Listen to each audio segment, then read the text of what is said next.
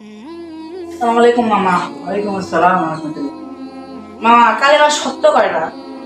কালেমা শর্ত, কালেমা শর্ত মোট 8টা। কয়টা? মোট 8টা।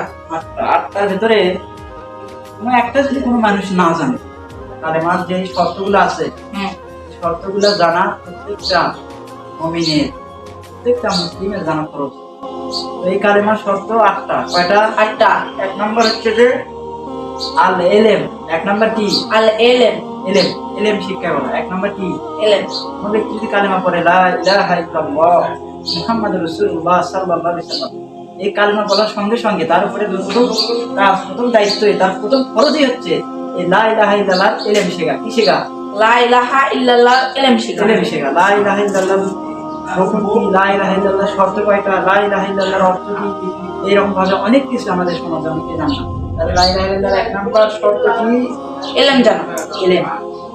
আল এলেম, আল এলেম। এলেম জানা। এলেম জেনে আমল করা। এই জন্য এটা কালেমার একটা শর্ত। কালেমার একটা কি? শর্ত শর্ত। ইনশাআল্লাহ বাকি যে আরো 7টা শর্ত আছে এগুলো আমরা একটা একটা করে পরবর্তী পার্টে একটা ইনশাআল্লাহ বলে দেবো আমরা। ইনশাআল্লাহ।